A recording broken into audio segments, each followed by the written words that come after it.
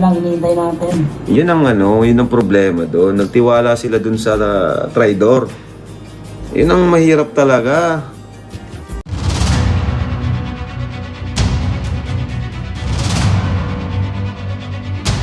Okay guys, isang na muli mapagpalang umaga, tanghali, gabi po sa inyo lahat. Sana po ang lahat ay nasa mabuting kalagayan at ligtas po sa anumang kapahamakan. Sana po kayo dako ng mundo naroon. Ako po muli ang inyong lingkod, Maestro 21 TV. At sa ating video ngayong araw na ito mga kalingap, tayo muli po ay magbibigay ng ating panibagong kuro-kuro, komento, opinion at reaction tungkol nga po dito sa naging reaction po ni Kalingap Rob sa kanya pong naging live kagabi po mga kalingap. Reaction po niya ito tungkol po doon sa nangyayari po na naman po na pambabas, nangyayari na naman pong ingay, kontrobersya sa kanya pong naging sa kanya pong ex-angel mga kalingap. At ito nga po yung sinasabi po nila na bangayan sa pagitan po ng kanyang scouter, at ngayon po ay para bagang pinuputol na po ang kanila po ugnayan. At dito naman po sa ugnayan ng ni ex-angel kay Kapisot, na tinawag po dyan ni Kalingap Rob mga kalingap, na noon pa man po ay sinasabing huwag magtiwala po kay Kapisot sapagkat siya po ay isang traidor. Kaya nga po parati po niyang sinasabi, trust no man, pero yung sarili po niya ay baka hindi pa din po niya mapagkakatiwalaan.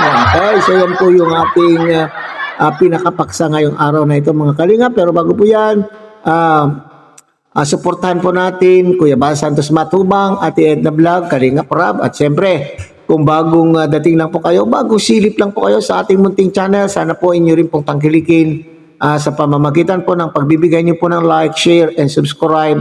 At tuloy pindutin na rin po ang notification bell. At nang sa ganon, tayo pa rin po ay magkita-kita at magsama-sama sa susunod pa pong mga reaction videos na ating gagawin. Likewise, mega lang shout out sa ating mga kasamahan po dyan sa Karepa, Kalingap, Reactor Partners, sa pamumuno po yan siyempre ng ating Presidente Javier De Leon, aka Birador. At ang kilikin din po natin mga Kalingap, ang ating mga Kalingap Partners, Kalingap Charity Vloggers, lalo na po yung mga nariyan sa iba't ibang Kalingap landing pad na mayroon po tayo sa ating bansa. Okay, so mga Kalingap, bago tayo magpatuloy, panoorin nga muna natin ang isang maikling video clip natin pong kinuha po sa naging live po ni Kalingap Rob. At ito nga po yung kanya pong reaction doon sa nangyayari po. Bagamat wala na po, ex na po siya, ex Kalingap na po, para bagang sa tono po ng pananalita po ni Kalingap Rob mga kalingap ay nag-aalala pa rin po, iniisip pa rin po niya yung kapakanan po ng ex-angel na ito. Panoorin po natin mga kalingap. Mawawala na yung Team Guapa. Oh, mawawala daw Team Guapa? Totoo ba yun? Dok, ano nangyari Dok sa Team Guapa mo? Nawala na. Panatan ni Kapesi yan, ilang panahon na lang hinihintay natin. Yun ang yun ang problema doon. Nagtiwala sila doon sa traidor. Yun ang mahirap talaga. Nako, sabi ko na-force ko na yan eh. Na-force ko na yan. Nagtiwala kasi sila dun sa isang traidor na nakikisaw-saw lang naman yun para sa revenue. Di ba? Nag-advise pa nga ako kay Biancy na nung umalis siya, di ba? Nag-advise pa ako sa kanya na mag-solo ka na lang. Kung gusto mong maghiwalay, huwag ka nang magsama ng kung sino-sino, mag-welcome ng kung sino-sino. Diba? Mas okay yung solo ka na kagaya nila Rachel, diba? Ni Rachel. Yung mga nag-solo, mas okay pa sana yun. Di sana di siya na babash ngayon, di siya na kasi nababash siya dahil din sa mga pinagsasabi ng mga nasa paligid niya eh. Yun ang nangyari, diba? Nag-ano kasi kayo, nagtiwala doon. Iba ang nun, promise, iba ang motibo nun. Si Mr. Trust No One yun, di ba? Kayo nagtiwala sa kanya pero siya trust no one. Wala silang tiwala sa inyo. Wala yung tiwala sa inyo guys. Di ba? Mayroon yung ibang target. Alam niyo na kung ano yun. Alam niyo kung anong target nun. Magtataka balang araw, pati si Nabiansi, banatan din yan eh. Kagaya nung ginawa sa akin. Diba? Ako na nga mismo. No? Dito lang tayo magtataka, baka pati yung pamilya Batalero balang araw, banatan niya, araw-arawin niya rin. Yun ang masama. The sad reality. No? Di bali, di naman na niya magagawa yun sa Team Kalingap kasi meron na tayong ginagawa dyan. May action na tayo dyan. Okay, so yun po mga kalingap. Okay, so ito po yung pangaral o ito po yung advice. Ha? Una po nating tatalakayin yung sinasabi po ni Kalingap Rob dyan, mga kalingap, na yung advice po niya dito po kay TQ, okay, o kay Beyonce, bigkasin na natin po mga kalingap ang kanya pong pangalan. Okay, unang-una pa lamang po ay nakapagsabi na daw po, nagbigay na po ng advice itong si Kalingap Rob kay Beyonce na kung magsusolo ay wag nang mag-welcome po ng sino man po sa kanyang sa kanya, o hindi na po niya i-welcome po kung sino pa po ang gustong umanib po sa kanya, mas mag-igi. Okay? Mas maigi daw po na mag-solo na lamang po kagaya po kay na Rachel Morales, mga kalingap. Totoo naman po. Pero hindi po yan magawa po siguro po ni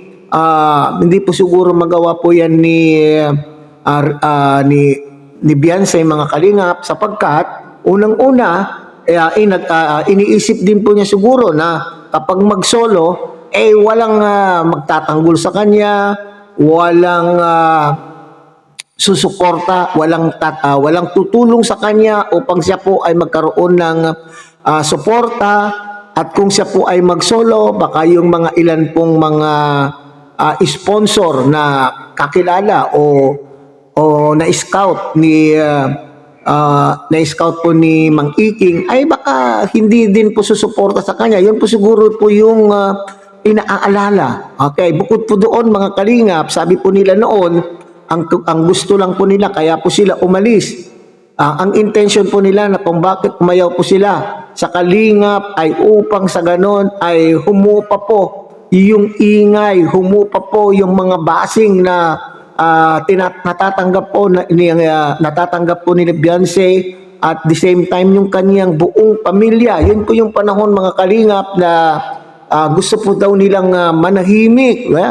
Pero ano po ang nangyari? Okay, nakinig po sila sa mga pangako, nakinig po sila sa advice, nakinig po sila sa mga sulsol ng mga nasa paligid po nila. At sino-sino po itong mga nasa paligid po nila? Siyempre, itong kanya pong scouter, at itong si Pulang Uod, mga kalingap, at idinagdag pa po nila mga kalingap sa nag-a-advise daw di umano sa kanya po ay itong tinatawag po ni Kalingap Rob na traidor, na trust no one. Pero itong kanyang sarili ay hindi din niya pala mapagkakatiwalaan. So yan po at yun po yung siguro yung dahilan mga kalingap kung bakit hindi siya makapag-isa, hindi siya makapag-solo, kasi nakinig po sila. Nakinig po siya sa mga advice at sulsol po ng mga taong ito, at bukod pa po doon na masyadong napaaga po yung punto na siya po ay gumawa po ng kanya pong sariling YouTube channel. Kasi sa inaakala, kaya gumawa po siguro ng YouTube channel sa inaakala po nila na nanghihinayang po sila mga kalingap, nanghihinayang sapagkat wala na po siya sa poder ng kalingap. So maaaring may stop po yung mga ilan pong natatanggap po ng pamilya. So yun po yung pinanghinayangan po nila. Sa sulsol na rin po yung nakapaligid sa kanya. Kaya naisipan po nila na gumawa po ng channel. Hindi po nila inisip na noon pa man sinasabi po ng ating mga reactors na kung gusto po ninyo ng katahimikan, bakit? Gumawa agad po ng channel. So dito naman po tayo. So in-advise po ni Kalingap Rob na sana ay wag kilatisin ng mga taong pagkakatiwalaan. Yan po yung sinasabi po ni Kalingap Rob, lalo na po itong si Kapisot na itong mga kalingap. So nandun po tayo doon po kasi nagsimula yung kaguluhan, at doon po sa bungad ng video po ni Kalingap Rob, mga kalingap, ay sinasabi mawawala na daw po. Mawawala na daw po ang Team Guapa. Ano daw po ang nangyari? Mang Iking, Dr. Love, sabi po ni Kalinga Prab. At nagsimula po itong kaguluhan po nila nang dahil sa pagtanggap po kay Kapeso. Okay. So akala po natin yung collaboration po nila na tatlo po sila naroon na nagtatawanan pa, siyang-saya po sila. Yun pala, sa likod ng mga yon ay mayroong banta o mayroon palang maitim na plano itong si Kapisot, mga kalingap. Mayroon palang intention. Kaya tuloy, nalinlang po din itong pamilyang ito, kaya sila po ay nakapagkwento rin po, nakapagsumbong kung ano-ano po ang kanila pong naikukwento na pinabubulaanan naman po ng nanay po ni Tikyo na hindi natin malaman kung siya rin po ay nagsasabi ng totoo o sadyang chismosa lamang po, mga kalingap. Naichismis po tuloy nila yung mga bagay-bagay na hindi na po dapat isabi pa, na hindi na dapat ilabas. At ngayon, nagtiwala po sila kay Kapisot. O ngayon, lumalabas na po ang mga pinag-usapan po ninyo at hindi nyo naisip nung ikinento nyo sa taong yan. Na alam po naman po ninyo na ngayon lang po nyo nakikilala. At ngayon lang po nyo nakita, nagtiwala po kayo niyan, ikinento po ninyo yan. Na hindi po nyo inisip na maaaring ito po ay pagmulan po ng pagmulan po ng ingay, pagmulan po ng kontrobersya, pagmulan po ng kaguluhan ng inyo pong grupo.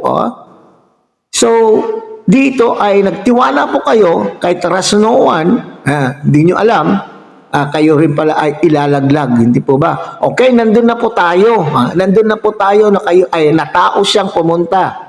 Tao siyang pumunta sa inyong lugar o doon sa inyong pamamahay.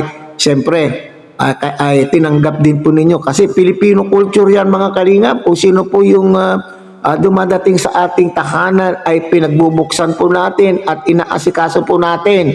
Pero sana lamang yung tiwala. Okay? So sana pinag-isipan po ninyo. Pinag-isipan po ninyo yung ginawa po ninyo ngayon na pinag-uusapan. Medyo humupa na po yung mga unang issue tungkol sa inyo. Ngayon na naman, nalalungkat na naman, part 2. Part 2 ng inyong pong kaguluhan na ultimong mga bagay na hindi na dapat ilabas ay lumabas na. So, noon pa man po ay mga kalingap, sinasabi dyan ni Kalingap Rab, itong Trasnowan na ito, iba ang intensyon sa inyo. Kung nagawa po niya ito sa kalingap na siyang tumulong din sa kanya, ay dadating at dadating sa inyo rin. Nagagawin din po sa inyo na baka daw po, ano po yung sabi ni Kalingap Rab?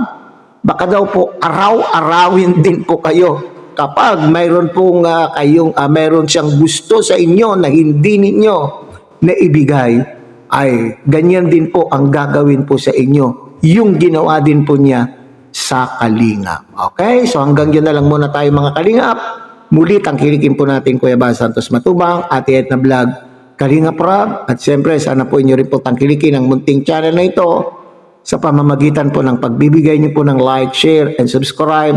At tuloy pindutin na rin po ang notification bell at nang sa ganon, tayo pa rin po ay magkita-kita at magsama-sama sa susunod pa pong mga reaction videos na ating gagawin. Muli, isang mapagpalang umaga at tanghali, gabi po sa inyo lahat. Mabuhay po kayo at God bless everyone.